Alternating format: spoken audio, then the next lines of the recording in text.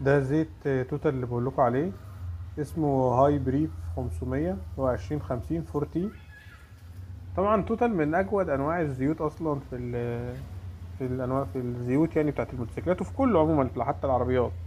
بس هي للاسف شركه فرنسيه، فعشان المقاطعه حتى لو طلع اصلا الزيت ده حلو يعني مش هستخدمه تاني.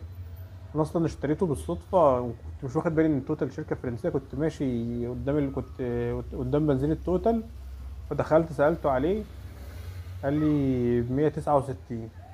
كنت قربت اغير زيت يعني، فقلت ايه اجيبه اغيره، وكان عندي نيه ان انا المره الجايه اجرب زيت فورتي، فهو وقع معايا بالصدفه. بس في الغالب يعني لو طلع نوع الزيت الفورتي كويس، هغير لحاجه تانية فورتي، ممكن شيل ادفانس او موبيل الفورتي اللي هو الرصاصي. بس انا يعني في الغالب مش موبيل، لان موبيل اقل واحد في الحاجات اللي هي الفورتي المعدني. زيوت الفورتي مختلفة شوية عن الزيوت العادية، إن فيها مواد بتحافظ على الموتور وبتحمي أجزاء الموتور الداخلية.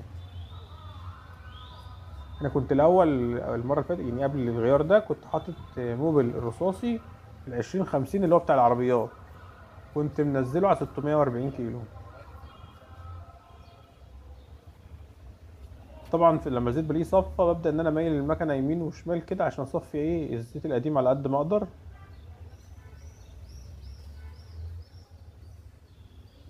طبعا المتوقع ان صوت الموتور يكون اعلى بعد غيار الزيت ده، لان انا بحس ان عموما زيوت الفورتي اخف كتير.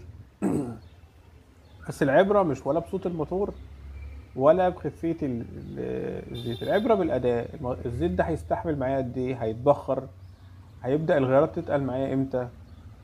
لكن موضوع ان هو لزوجة الزيت شكلها وشكلها في ايدي، مش ده مش مقياس ان انت تقدر الزيت ده كويس ولا لا. طبعا انتوا عارفين ان زيوت الموتوسيكلات مختلفة عن زيوت العربيات، عشان الموتور ده مختلف عن ده. مختلف عن ده في ايه؟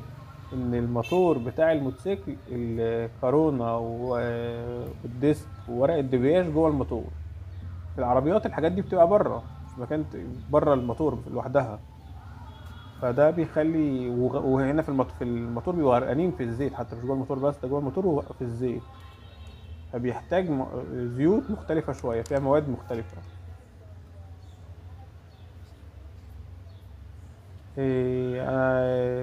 طبعا احنا مش هينفع نحكم يعني من مجرد غيار زيت كده، بس انا بيبقى عندي شوية مؤشرات بتقول لي ايه الزيت ده ايه كويس ولا مش كويس. هو المفروض ان انت عشان تقيم الزيت